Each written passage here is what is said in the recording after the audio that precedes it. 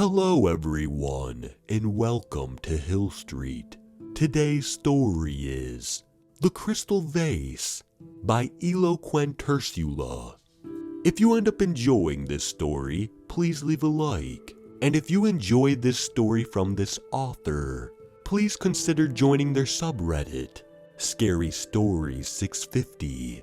And if you enjoy hearing stories from me, please subscribe and become a resident of Hill Street. And let me know how I'm doing in the comments.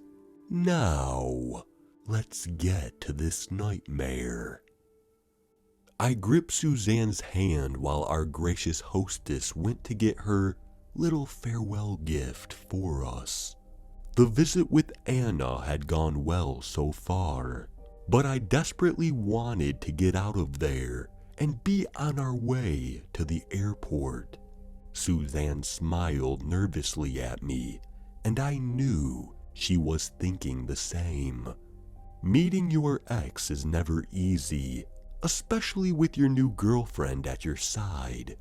But Anna had been so sweetly persistent about having Suzanne and I visit her, and she had taken our breakup so well, much better than I had thought would be possible. And there was no doubt I felt guilty about it. I had fallen head over heels in love with Suzanne the moment I laid eyes on her, and I knew the right thing to do was to break up with Anna. But still, it had not been easy. Anna came back into the living room, holding something sparkly in her hands. "This is for you two. Oh my goodness, you do make a lovely couple. Honestly, Amare." She looked at me intensely, her dark eyes glowing with sincerity. "Believe me when I say, I'm happy for you." I mumbled something incoherently, cringing so badly inside. It felt like my teeth would shatter. I clumsily took the gift, a pretty little crystal vase, probably from the local artisan. Anna was still talking. "I just thought of you the moment I picked this up. I knew I had to give it to you. I appreciate it so much that you two made time for me and stopped to visit." Suzanne stood up. "Thank you, Anna. The vase is lovely. We must be on our way." "Oh, of course, of course. You have a plane to catch. Off you go, you two lovebirds." Anna giggled, and Suzanne and I squirmed. In the car to the airport, we didn't say much.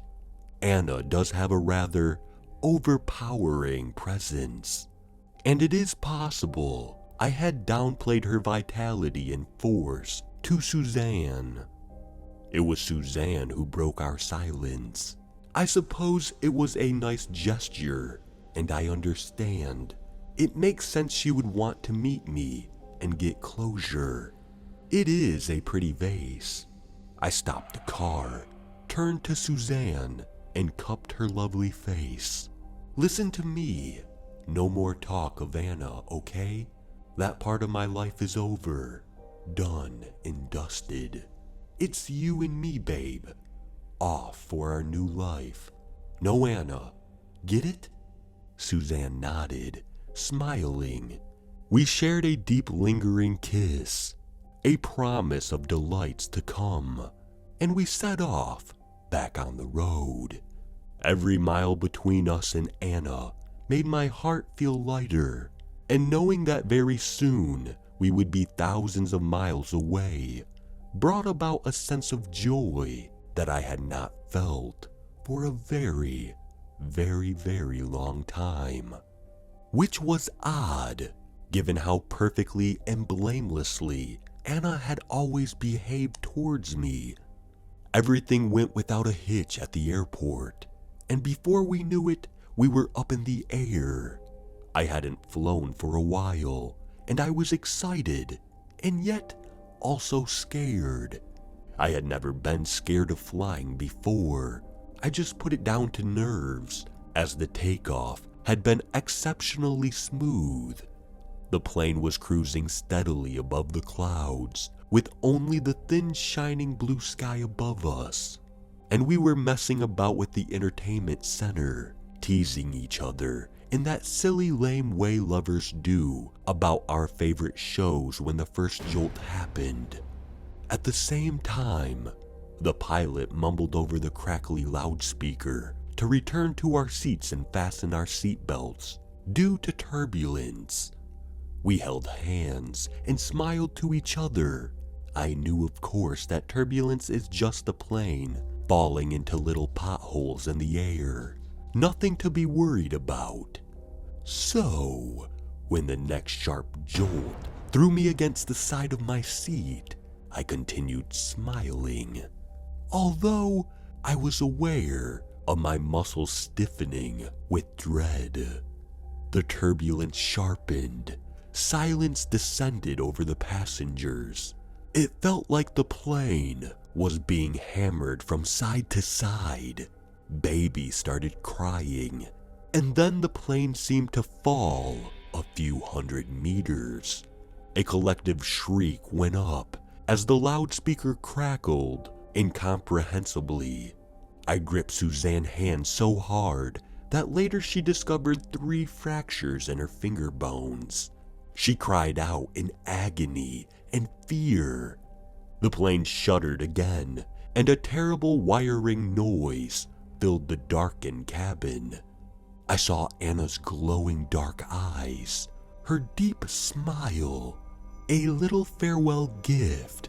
I heard the clack-clack of her heels as she walked towards me. Something sparked in her hands. "You two lovebirds have a plane to catch." The plane swooped and seemed to fall again. The shrieks went up higher, and the passengers were wailing and sobbing freely. I bent down frantically, grabbing at my hand luggage, which I had thankfully stored beneath the chair in front of me. The shaking of the plane made it hard to grip the zipper. Suzanne clutched at me. "Amer, what are you— Ah!" Her question was cut off by a short scream as she was thrown against the window. I scrabbled in my bag and found it, where I had shoved down among my overnight clothes. The crystal vase. It glittered harshly in the flickering darkness. I stared at it, and something smoky seemed to move inside it. Without thinking why, I smashed it against the chair handle. Pain shot through my hand, and I could hear Suzanne cry. "What? Oh God!" She was crying now, hiccuping with fear and sobs, but the vase was undamaged. I put it on the floor and with all my strength stomped on it. I heard, or felt, the crack. I removed my foot. For a terrible moment, I thought the vase was still whole, but it slowly fell apart in 3 jagged pieces. It just glimpsed a smokiness linger and dissipated. The juddering of the plane stopped. Normal lights flicked back on. The sound of crying could still be heard, lowering into whimpers. But the dreadful screams of primal fear completely died down. The loudspeaker crackled back into life. "Ladies and gentlemen, this is your captain speaking. With apologies, the turbulence is now over." Suzanne looked at the broken vase on the floor and back at me, her eyes still stretched wide. I raised my foot again and brought it down on the crystal shards, slowly but firmly grinding them into smaller pieces.